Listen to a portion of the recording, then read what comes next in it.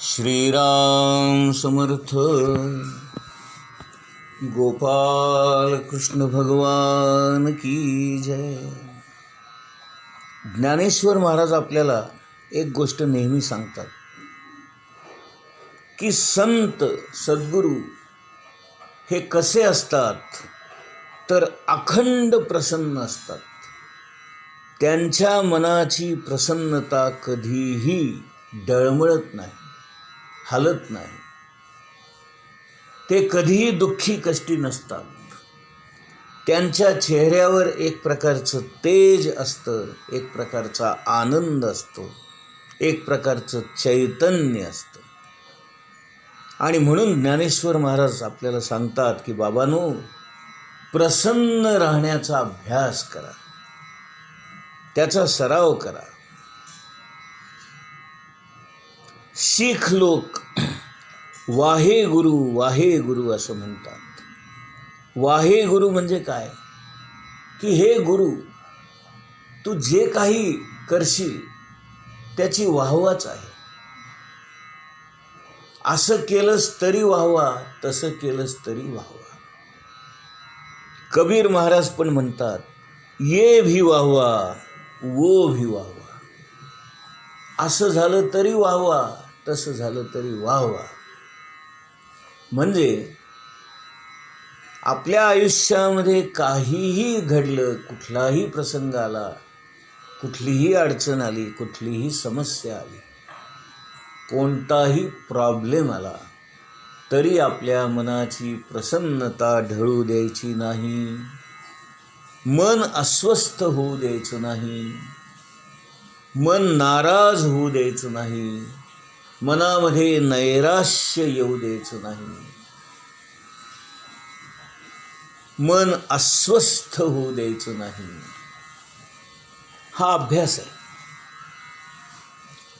सांख्य योगामध्ये आपल्याला या गोष्टींचा सतत अभ्यास करणं आवश्यक असतं. आणि आपल्याला आतमध्ये जायचंय, आतमध्ये जायचंय, आतमध्ये जायचंय आणि आत असणारा परमात्मा परमेश्वर जाणून घ्यायचा आहे.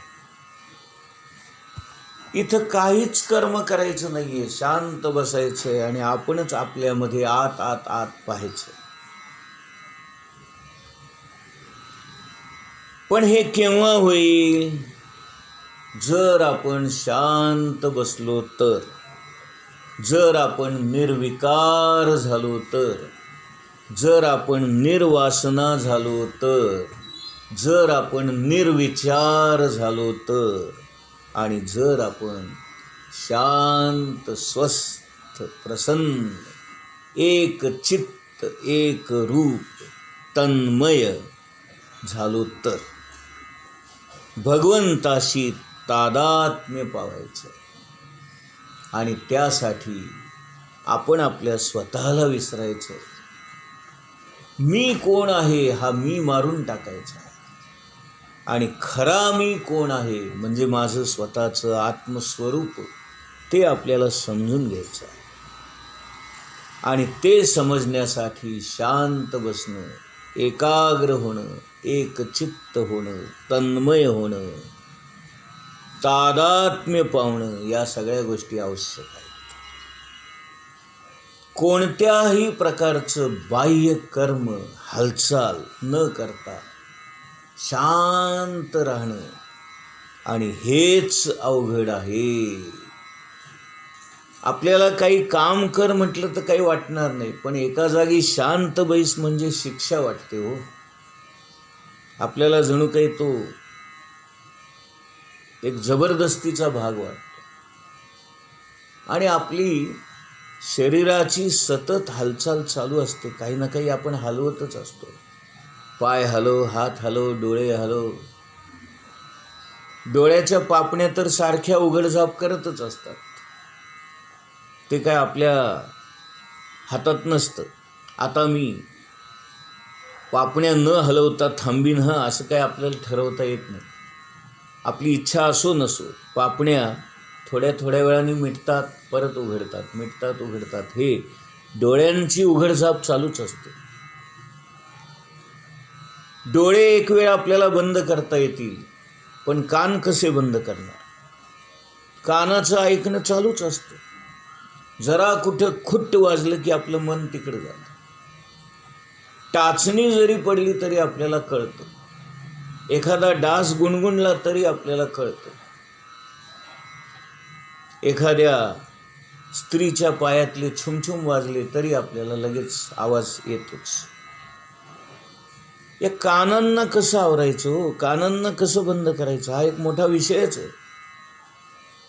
आणि म्हणून इथे ज्ञानेश्वर महाराज म्हणतात, सगळ्या इंद्रियांचं कर्म जेव्हा थांबेल तेव्हाच मन एकाग्र होईल. अरे बापरे, किती अवघड आहे हो हे. आणि नाकाला येणारे वास कसे थांबवायचे हो? नाही का? आमचं ध्यान मंदिर जे आहे नगरचं, ते मधोमध आहे आणि चारही बाजूनी घरं आहेत.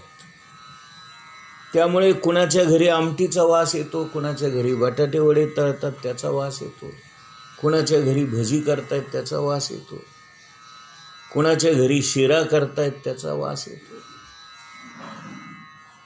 बरं, हे सगळं जाऊ द्या, हे तर बाहेरचे आहेत. आमच्याच मंदिरामध्ये प्रसाद भोजन असतं आणि त्याचा स्वयंपाक वरच्या मजल्यावर चालू असतो. त्याचाही वास येतो, त्याचाही आवाज येतो. साधं पातेलं जरी उचलून ठेवलं तरी त्याचा ठणकन आवाज येतो. मग कसं मन एकाग्र व्हायचं, कसं शांत व्हायचं, कसं एकरूप व्हायचं? फार अवघड आहे हे.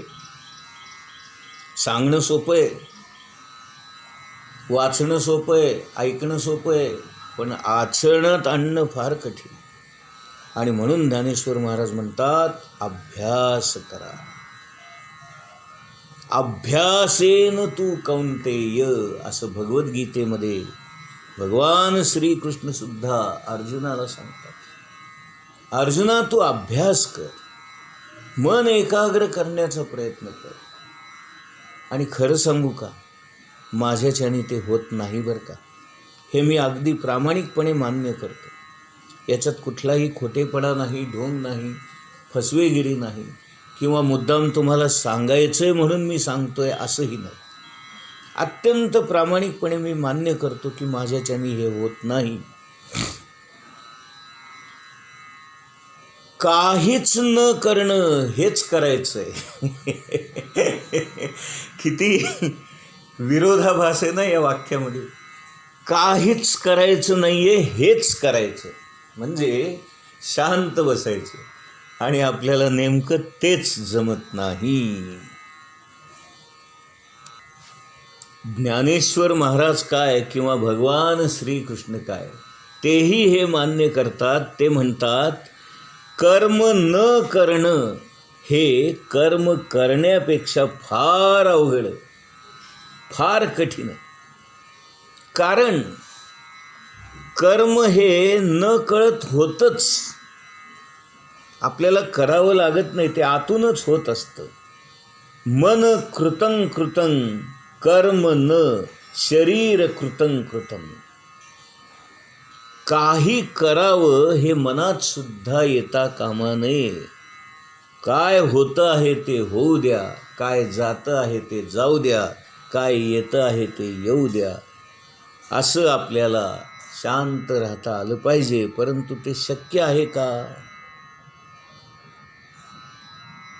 नाही का? समजा एखादा माणूस आहे आणि त्याची मुलगी लग्नाच्या वयाची झालेली आहे. आणि जर आपण म्हटलं की योग्य वेळेला तिचं लग्न होणारच आहे, आपण प्रयत्न करण्याची काहीच आवश्यकता नाही, हे आध्यात्मिक तत्त्वज्ञान जर आपण त्या माणसाला सांगायला गेलो तर हे कुणाला आवडेल का हो? नाही का? तू मुलीच्या लग्नाची काळजी करू नकोस, शांतपणे तुझं साधन कर. योग्य वेळेला योग्य त्यावेळी तुझ्या मुलीचं लग्न जमेल आणि आपोआप ते घडून येईल. असं जर आपण एखाद्याला सांगितलं तर त्याला ते आवडणार नाही. मुलगी वयात आली रे आली की आपल्याला तिच्या लग्नाची काळजी लागतेच लागते, नाही का? म्हणून प्रारब्धाप्रमाणे गोष्टी घडतात हे जरी खरं असलं तरी आपण प्रयत्न केल्याशिवाय राहत नाही. आपण हजार भानगडी करतो, उचापत्या करतो, नको ती कर्म करण्यामध्ये वेळ वाया घालवतो. असो, सांख्य मार्ग जो आहे तो म्हणून अवघड आहे. का अवघड आहे? तर याच्यामध्ये काहीच करायचं नाही आहे आणि काहीच न करणं ही आपल्याला शिक्षा वाटते, जबरदस्ती वाटते आणि म्हणून आपल्याला सांख्य मार्ग जमणार नाही. मग आता आपल्यासाठी राहिला कर्म मार्ग आणि म्हणून भगवंतांनी सांख्ययोग सांगून झाल्यानंतर दुसऱ्या आणि तिसऱ्या अध्यायामध्ये कर्मयोग सांगितला आणि ज्याबद्दल आपण प्रचंड प्रमाणामध्ये बोललेलो आहोत. त्यामुळे मी आता परत कर्मयोग म्हणजे काय ते सांगत बसत नाही. महाराजांच्या आयुष्यामध्ये घडलेला एक प्रसंग आहे. महाराज एकदा झाशीला गेले होते. झाशी नावाचं गाव आहे. त्या झाशी गावामध्ये त्यांचा एक शिष्य होता म्हणा किंवा एक भक्त होता म्हणा. त्या भक्ताच्या घरी महाराज मुक्कामाला गेले. 2-3 दिवस राहिले आणि महाराज निघाले. त्यांच्याबरोबर तो गृहस्थही बाहेर पडला. परंतु तो बाहेर पडला आणि तेवढ्यात त्याच्या एका मुलीला चक्कर आली, फिट आली आणि म्हणून ती उभ्या उभ्याच खाली पडली. हे दृश्य पाहता क्षणी तो जो महाराजांचा भक्त होता, शिष्य होता, तो त्या मुलीच्या काळजीने ग्रस्त झाला आणि पुन्हा आत वळून मुलीला उचलण्याच्या प्रयत्नाला लागला. महाराज दरवाजा बाहेर गेलेले होते. महाराज फक्त त्याला म्हणाले, तुला मुलगी हवी आहे का मी हवाय? या एका वाक्यावर तो भक्त म्हणा किंवा तो शिष्य म्हणा जो बाहेर पडला आणि महाराजांच्या बरोबर निघाला, त्याने मागे वळून सुद्धा बघितलं नाही. ही घटना महाराजांच्या चरित्रामध्ये आहे. इतकं आपल्याला मन कठोर करता येईल का हो? इतकं आपल्याला घरादाराचा, नातेवाईकांचा, मुलाबाळांचा, बायकोचा त्याग करता येईल का? शक्यच नाही. आणि म्हणून आपली प्रगती होत नाही आणि म्हणून आपण अध्यात्मामध्ये, परमार्थामध्ये मागे आहोत किंवा शून्य आहोत. कारण आपल्याला हा विचार देखील सहन होणार नाही. करणं तर सोडा हो, साधा घर सोडून जायचा विचार देखील सहन होणार नाही.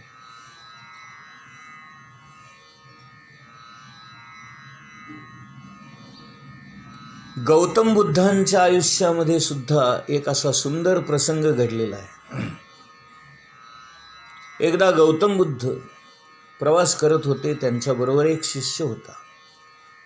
वाटेमध्ये एक मोठा ओढा आला. त्या ओढ्याला नेमका महापूर आलेला होता आणि एक सुंदर तरुण अशी गवळण डोक्यावर दुधाची हंडी घेऊन पलीकडच्या गावामध्ये दूध विकण्यासाठी म्हणून निघालेली होती आणि ती या ओढ्यापर्यंत आल्यानंतर पाणी बघून घाबरून गेली. पलीकडे कसं जावं याची तिला काळजी लागली आणि नेमके त्याच वेळेला गौतम बुद्ध आणि त्यांचा शिष्य तिथे आले.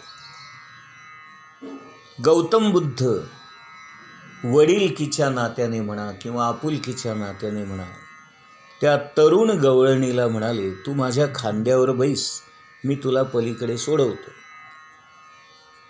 आणि नुसतं म्हणाले नाही तर उचलून तिला खांद्यावर घेऊन स्वतः नदी ओढ्यावरून पोहत जाऊन पलीकडच्या काठावर तिला उतरवलं. ती गवळण अत्यंत आनंदाने धन्यवाद देऊन समाधानाने निघून गेली. आणि हेही दोघेजण पुढच्या प्रवासाला निघाले. वाटेमध्ये शिष्याच्या मनामध्ये सारखी एकच गोष्ट येत होती की गौतम बुद्धांनी हे असं कसं केलं. स्वतःला गुरु समजतात, स्वतःला आत्मज्ञानी समजतात, स्वतःला एवढे मोठे पंडित समजतात, आणि मग त्यांनी या स्त्रीला खांद्यावर कसं काय घेतलं, तिला स्पर्श कसा केला आणि तिला पलीकडे कसं नेऊन सोडलं, हा विचार सारखा त्या शिष्याच्या मनामध्ये येत होता. आणि तो अस्वस्थ झाला. त्याने विचारलं. यावर गौतम बुद्ध त्याला एकच वाक्य म्हणाले, अरे बाबा, ओढा पार केल्यानंतर ती गवळण माझ्या आयुष्यातून निघून गेली, परंतु तुझ्या मनामध्ये मात्र अजून ती घुटमळती आहे. मी फक्त तिला खांद्यावर घेतलं होतं आणि खांद्यावरून बाजूला केलं सुद्धा. तू मात्र मनाच्या आतपर्यंत तिला घेऊन गेलास. मग आता खरा दोषी कोण? गोपाल कृष्ण भगवान की जय.